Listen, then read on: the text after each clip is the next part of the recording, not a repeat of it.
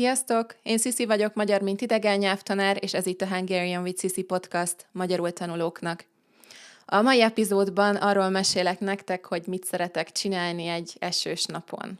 Nemrég néztem egy YouTube videót, egy vlogot, amiben a YouTuber Budapesten sétált, és esett az eső, és ez az igazi magyar őszi hangulat annyira hiányzik nekem itt a sivatagban, hogy kicsit elsírtam magam, és gondoltam, csinálok róla egy epizódot, és legalább gondolatban átélem. Na, kezdjük is! This podcast was made possible thanks to our Patreon community. By joining us, you can access the podcast transcripts and other materials and services for improving your Hungarian. If you want to join us, go to patreon.com/HungarianWithSissi. Gondoltam, hogy ez egy ilyen kedves őszi téma. Nem itt El Pasoban, de jó kicsit álmodozni. Itt is szokott esni az eső, de nem ősszel. Itt nyáron van az esős időszak, nyáron esik többet az eső, júliusban és augusztusban. És hát itt nincs igazi ősz. Most a reggelek és az esték már hűvösebbek, de napközben most is 30 fok van. Novemberben már kicsit jobb lesz, és majd decemberben, januárban és februárban lesz hideg, de akkor nagyon hideg van, akkor tényleg igazi tél van.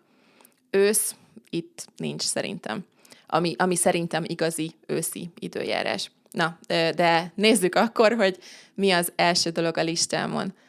Nagyon szeretek esőben sétálni, zenét hallgatni, vagy énekelni. Amikor esik az eső, akkor mindig kevesebb ember van az utcákon, bár El Pasoban soha nem sétál túl sok ember, de Budapesten is mindig kimentem sétálni, amikor esett az eső. Volt egy nagyon szép esernyőm, amit nagyon szerettem, választottam valami nagyon melankólikus vagy nosztalgikus lejátszási listát, playlistet, és sétáltam a városban. Ezt már akkor is csináltam, amikor tinédzser voltam. Szerintem csak szeretem a drámát, és esőben sétálni, vagy az ablakból nézni az esőt, és közben zenét hallgatni, mindig nagyon drámai, mintha egy filmben lennél. Amikor először esett az eső ebben az évben, akkor beültem az autómba, megálltam egy kis utcában, szomorú zenét hallgattam, és néztem, ahogy esik az eső. Nagyon szép volt. Nagyon szeretem az eső hangját, az eső illatát, és a szürke felhőket. Tavaly voltam Írországban és Londonban, és nagyon élveztem, nagyon tetszett nekem az ottani időjárás.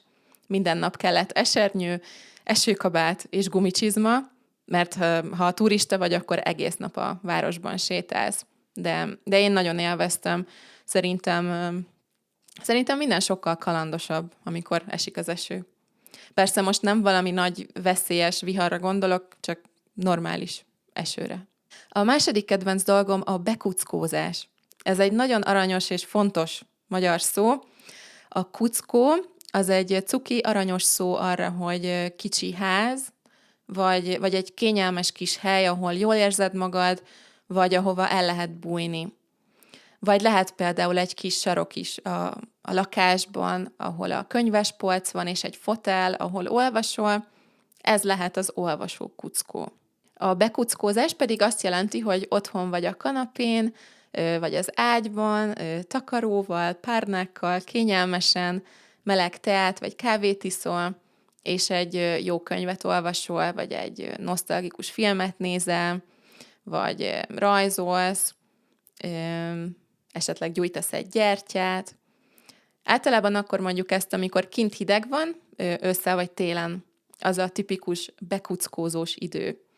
Vagy amikor be van borulva az ég, amikor szürke felhők vannak, és úgy néz ki, hogy esni fog, az is bekuckózós idő. Úgyhogy amikor hideg van kint, vagy esik az eső, vagy be van borulva, akkor én is nagyon szeretek bekuckózni a kanapéra, és olvasni, vagy Harry Pottert nézni. Nekem az a tipikus bekuckózós filmem, vagy romantikus filmek és vígjátékok a 2000-es évekből. Én otthonról dolgozom, van egy kis irodám itthon, de néha bekuckózok a kanapéra a laptopommal és a kávémmal, és onnan dolgozom. Úgyhogy a kuckózás mindenképpen az egyik kedvenc dolgom az egész életben, nem csak amikor esik az eső, de főleg akkor, amikor esik az eső. És akkor nézzük, hogy mi a harmadik dolog, amit szeretek csinálni, amikor esik. Nagyon szeretek levest főzni, vagy sütit sütni. Persze levest tenni és sütit tenni mindig jó, de szerintem még jobb, amikor közben nézed az esőt az ablakból. Általában zöldséglevest szoktam csinálni, néha kipróbálok új recepteket, és csinálok valamilyen krémlevest. Ősszel a sütőtök krémleves a kedvencem, és a paradicsomleves sajtos meleg szendviccse. Sütni is nagyon szeretek, főleg vajas kekszet szoktam sütni, vagy muffint, kenyeret is szeretek csinálni, és az új kedvencem a fonott kalács. Annyira finom illat van az egész házban, amikor kalácsot sütök, úristen. Egy kis kávé, vajas kalács, bekuckózás, eső.